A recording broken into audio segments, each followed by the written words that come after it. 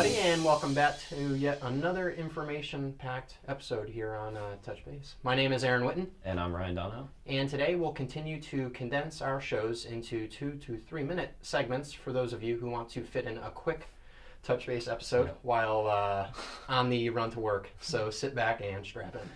All right, so obviously playoffs starting in the MLB world, that is. So it's big topics. We're going to be going with this episode on giving our World Series picks, predictions on what two teams we expect to meet in the World Series, potentially what will happen in that World Series, and who we believe will, finally be taking home that trophy. So what the whole season is for. So I'm going into my picks. National League is really, I think, pretty interesting this year. There's a bunch of teams who haven't been perennially in the playoffs with, the Rockies, I think first time since 2009. You've got the Brewers, first time in a little while.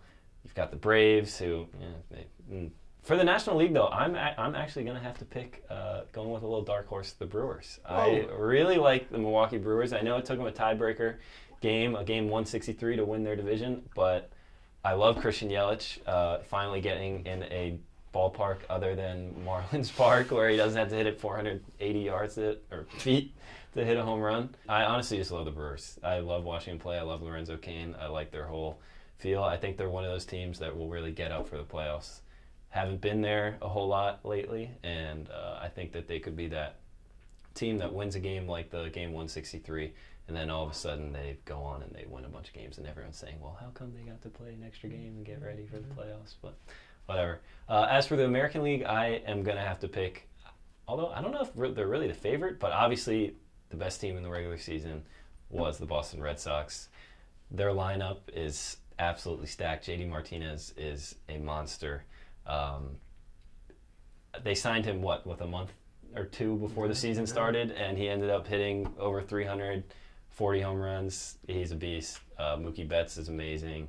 I think that they're, honestly, if they're able to keep their lineup together and they're able to keep hitting like they did in the regular season, highest batting average in the majors, I think that they'll be able to win the whole thing. So they are actually my prediction to win the World Series. Oh, wow, yeah. Surprise. Okay. I know. And you're right, they signed him, I think, with a month to go, and you just started swinging the lumber. You have a lot of time to get into it. Yeah.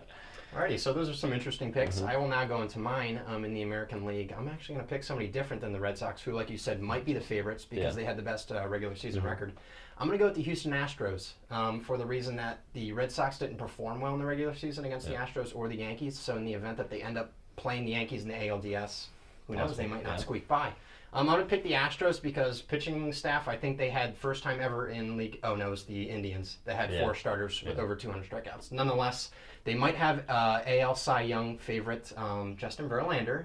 He's going to be pitching some of those games. Old man in the tight pants. 35, and I guess Kate Upton's keeping him fresh, Yeah, I mean, hey, why wouldn't she? That's right. So you got Verlander, who's still throwing gas at 35. Keuchel.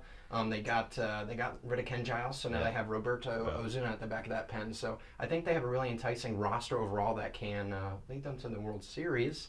Now I'll tell you if they're going to win it or not. Tease it, as for the NL, I liked your pick with the Brewers. Really interesting pick, and maybe Yelich wins the NL. Yeah, I hope he wins the MVP. I really do. Yeah. Really good. But I think that in the NL we might see the Atlanta Braves. Now they haven't made the playoffs in a while, but we might see them go to the World Series and beat some interesting teams. Like you said, there's some hard ones in the NL, and Dodgers. Who knows?